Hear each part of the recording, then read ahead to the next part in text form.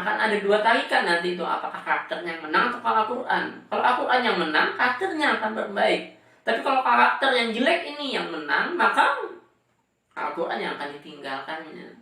Kalau kita terus-terusan membimbing anak kita menghafal, membaca, mempelajari, mengamalkan kandungan Al-Quran, maka akan berubah. Akan berubah. Yang enggak baik akan menjadi baik, karena Al-Quran ini adalah yahdi, akan menjadi petunjuk, hudan linnas.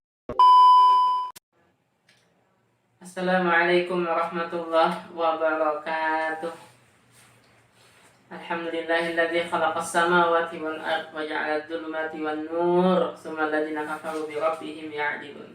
Wassalatu wassalamu ala nabiyyina Muhammad wa ala alihi wa sahbihi ajma'in, amma ba'd. Fa ya ayyuhal hadirun, usi nafsi wa iyyakum bi taqwallah wa ta'atihi faqad fazal muttaqun. Ya Allah Rabbana, yang Maha Perkasa, yang Maha Agung, ya Rabbana, berikanlah kami kebaikan dunia dan akhirat. Ya Allah Rabbana, hindarkanlah kami dari segala macam kejahatan, angkatlah segala permasalahan kami. Ya Allah Rabbana, yang mendapatkanlah kami untuk menggapai semua yang kami cita-citakan. Amin ya Allah Rabbal Alamin. Ikhwan, insyaallah kita akan membahas pada hari ini bagian poin yang kedua dari bagaimana kita berinteraksi dengan Al-Quran. Ada 7 kemarin ya. Yang pertama, membacanya dengan benar, membacanya continue dengan benar. Yang kedua, menghafalkannya. Yang ketiga, mempelajari kandungannya. Yang keempat, merenungkan. Yang kelima, mengamalkan. Yang keenam, kita mendakwahkan, mengajarkan. Yang ketujuh, kemudian adalah kita berusaha menegakkan hukum-hukum atau ajaran Al-Quran di masyarakat kita. Nah, kita bahas poin yang kedua sekarang, menghafalkan Al-Quran. Ikhwah, kalau masalah hukum, menghafalkan memang fardu kifayah ya. Beda dengan membaca dengan benar, membaca continue dengan benar, itu ya memang harus fardu ain. Kalau ini memang fardu kifayah. Tidak semua orang memang harus menghafalkannya. Tapi kenapa tidak kalau kita bisa menghafalkannya gitu ya?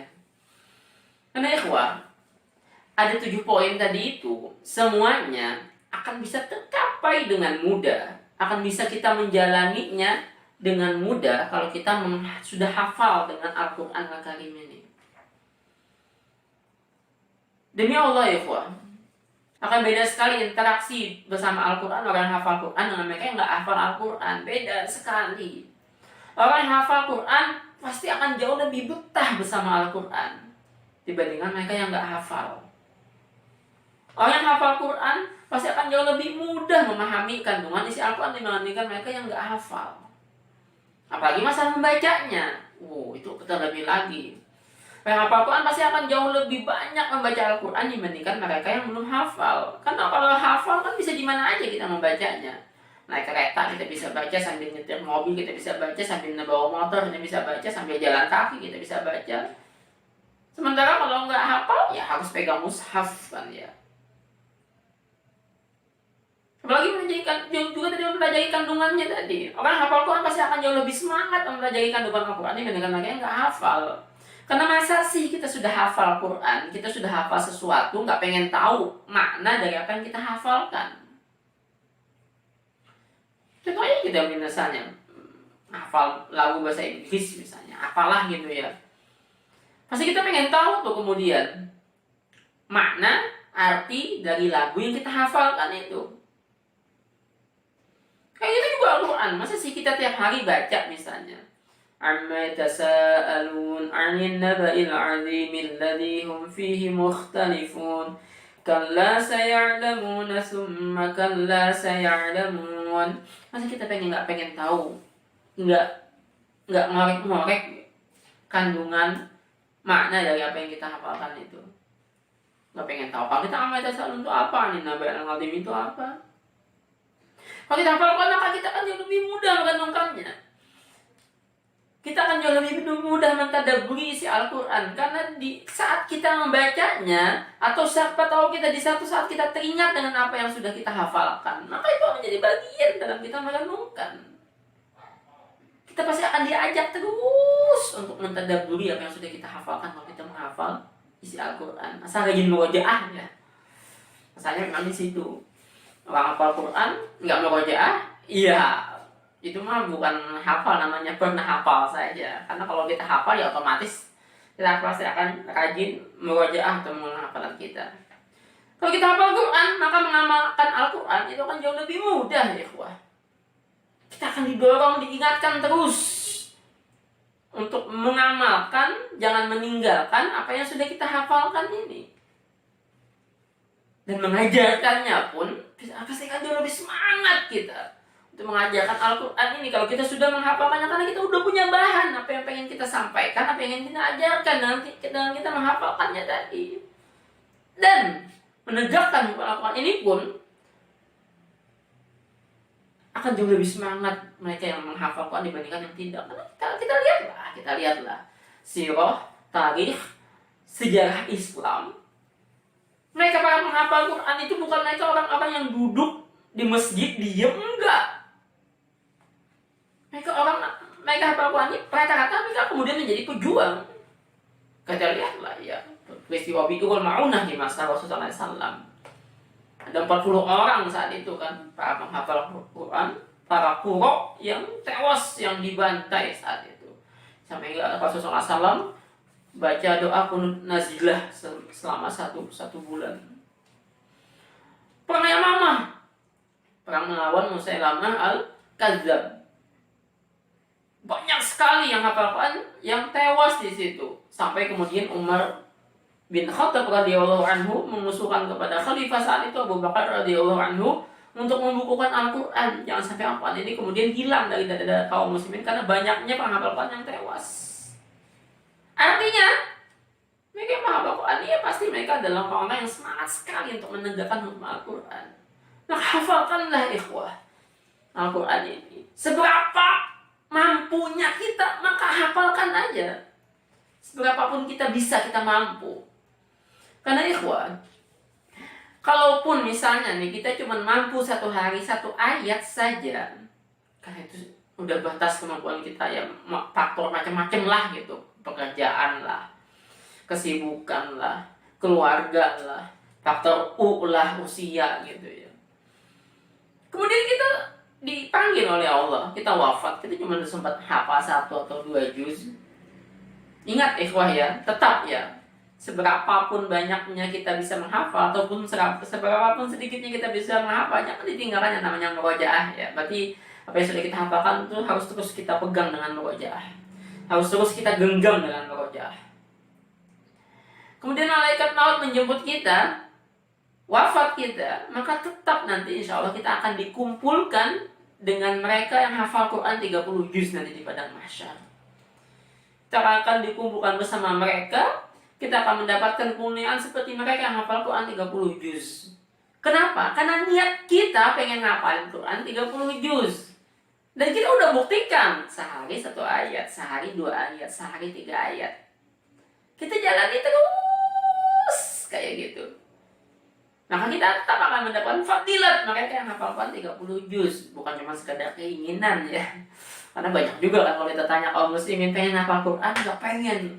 Seberapa pengen? Kalau 0 sampai 10 kita kasih angka, kita kasih indikator keinginannya seberapa banyak, pasti jawabnya 9, 10. Tapi masalahnya kebanyakan kaum muslimin cuma pengen doang.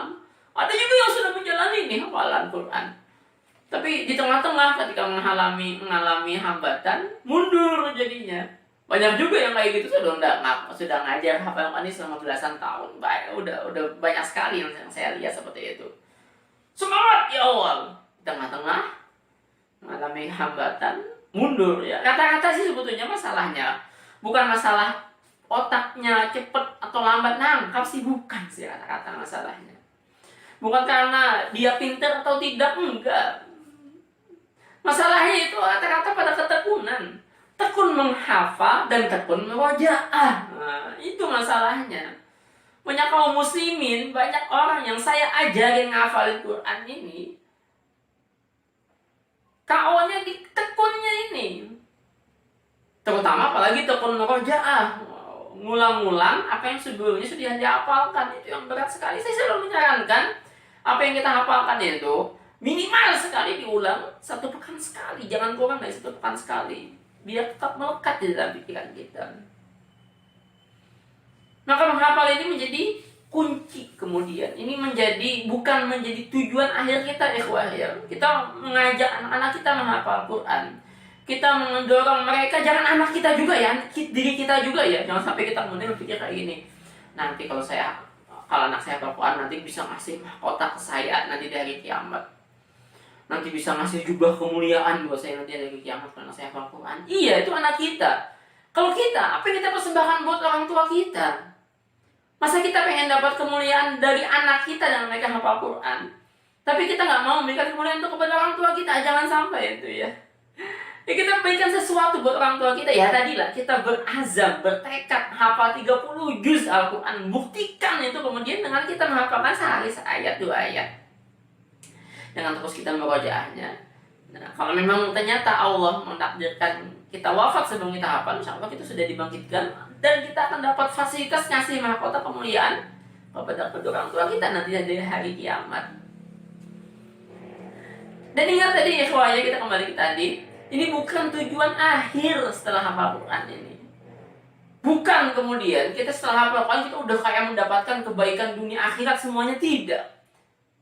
Ini hanya tujuan antara saja. Ini hanya jembatan saja. Ini hanya jalan pintas saja.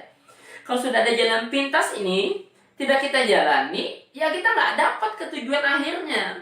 Ada jembatan, tapi kita nggak nyebrang, ya kita nggak dapat tujuan akhirnya. Karena tujuan kita dengan menghafal tadi, salah satunya atau salah tiganya, salah enamnya adalah kita memperbaiki interaksi kita dengan Al-Quran. Dengan kita hafalkan tadi, kita lebih mudah membacanya, mempelajarinya, merenungkannya, mengamalkannya, mengajarkannya, dan sampai menegakkan hukum-hukum Al-Quran di tengah masyarakat kita. Kita akan jauh lebih mudah kalau kita sudah menghafalkan Al-Quran. Makanya saya semangat sekali mendorong kaum muslimin untuk menghafalkan Al-Quran, karena saya merasa dengan hafalan Al-Quran inilah kaum muslimin pasti akan jauh lebih dekat dengan Al-Quran. Keberkahan Al-Quran itu akan turun melimpah kepada kita. Kalau kita kaum muslimin atau kebanyakan dari kaum muslimin ini semangat menghafal Al-Quran ini. Nah ini makanya menjadi jalan. Jangan sampai kemudian setelah hafal Quran berhenti, jangan. Kita pelajari kemudian, kita renungkan terus-terusan kemudian. Karena kita lihatlah sahabat-sahabat yang bisa mengucurkan air mata di sholatnya, pada doa-doanya. Mereka kata-kata ya mereka yang hafal Quran. Kenapa? Karena ini akan menggugah jiwa kita. Dan kenapa hafal Quran ini penting juga? Karena ini adalah tarbiyah dzatiyah buat kita, tarbiyah untuk jiwa kita. Ada banyak sekali karakter yang jelek dari diri seseorang akan diperbaiki dengan keberkahan Al-Quran, dengan dia menghafalkannya. Ada banyak sekali. Rasakan saja ya, rasakan. Kalau kita melihat anak kita hafal Quran tapi masih belum berubah, itu belum saja.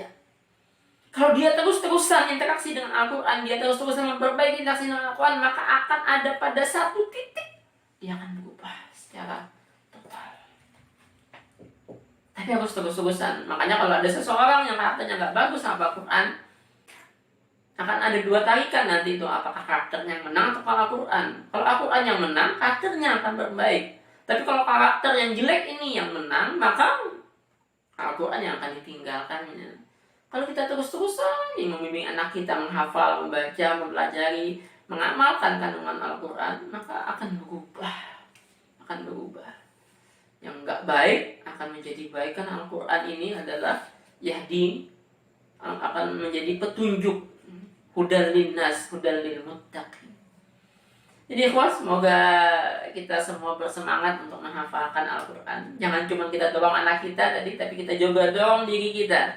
Kita azamkan, kita tekadkan. Nggak usah pengen ngafal sampai 2 bulan selesai, 3 bulan selesai, nggak usah. Jalani aja, tapi 3 ayat, 4 ayat, 5 ayat sehari. Nah, nanti insya Allah kita dapatkan ujungnya. Nanti Allah akan kasih kemudahan pada saat yang Allah tetapkan untuk kita, kalau asal kita konsisten.